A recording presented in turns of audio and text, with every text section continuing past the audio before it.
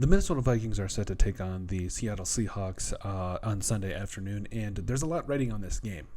Obviously, the Vikings right now clinched a playoff spot last week with the Seahawks loss to Green Bay, and like we said, there's a lot to play in here. Obviously, the Lions have been the talk of town. They are 12-2, just like the Vikings. They have the overhead over the Vikings, but also the Philadelphia Eagles are really knocking on the door for that number one seed, and really it's a three-way tie with the Vikings, Lions, and the Eagles. And the Lions, they got a game against the Bears where the Bears were kind of plucky this last week. And the Lions have got some injuries, so we'll see how this whole thing happens. But at the same time, the Eagles are looking tough. They are looking really, really good right now. And so the one seed in the NFC is still very much up in play. And the Vikings, it's simple. Take care of business, and maybe you get into that with number one seed. Maybe you win the North. Who cares? But overall, it's all in your court. Like, the ball is in your court. What are you going to do with it? And so we're going to give you our 10 keys to a Vikings victory over the Seattle Seahawks on Sunday afternoon. So let's get into it. So first off, number one, it's got to start with the running game. You have to stop the running game, and you also have to get the running game going. Obviously, with what we've seen from Aaron Jones over the last couple of weeks, he's punching a couple into the end zone, as well as, we've seen this offense come alive, specifically in the second half of the Bears game where, they had 2 3-and-outs to start the game, and then all of a sudden when they run the football, it just opens everything else up. And so I think that if the Vikings can stay true to running the football, I think it can really help them open things up for the other parts of this offense. Sam Darnold's got to get back to dominating. So he didn't play horrible against the Bears. In fact, he actually, when they needed him most, he played pretty well, and really was like slinging it in there, especially with that laser to Justin Jefferson all the way down to the 1-yard line to really give the Vikings a fighting chance to take a commanding lead over the Bears.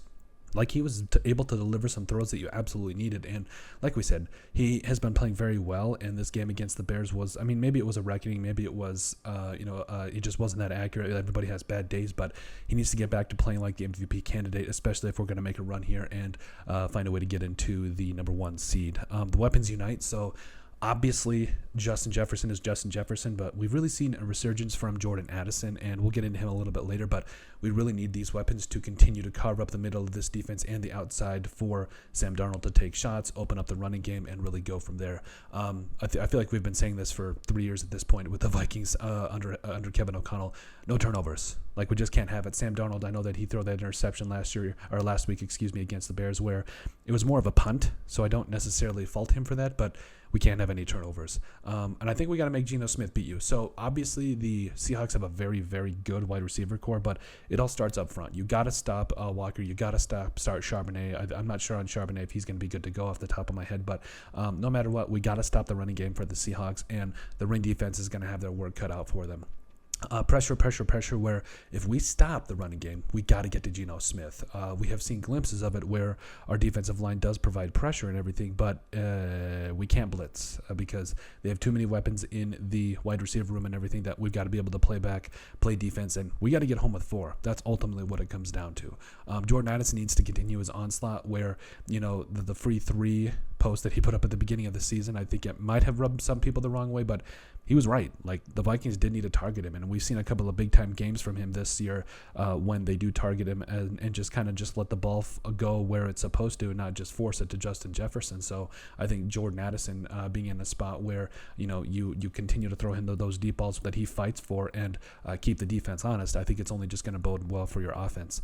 Speaking of offense, we need to be aggressive. I understand, again, that you don't want to create turnovers. You don't want to put your defense in a bad spot.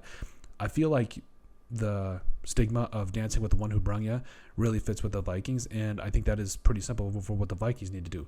Dance with the one who brung you, be aggressive on offense, and go make plays.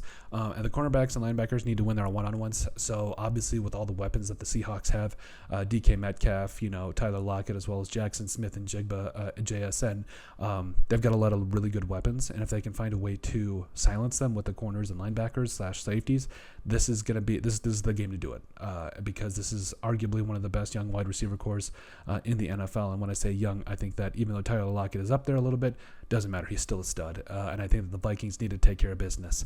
And then finally, number 10, T.J. Hawkinson breakout game? Maybe. We'll see. We've been calling it for a couple of weeks now. Like, the Vikings just have not gotten T.J. Hawkinson involved as much as they would have liked. Now, don't get me wrong. He's had some pretty solid games, but he still has yet to find the end zone in 2024. Over, 30 catches this year. That's fantastic and all that. But he needs to get definitely have that breakout game, where, especially when we're heating up in the playoffs and going to make those plays. He's got to be able to do his thing. And so the Vikings going up against the Seahawks, I think that it's going to be very, very simple. Take care of business and let the chips fall where they may. But overall, let us know what you guys think about our Minnesota Vikings versus Seattle Seahawks preview. Make sure you guys like, comment, and subscribe down below. And we'll see you on the next video.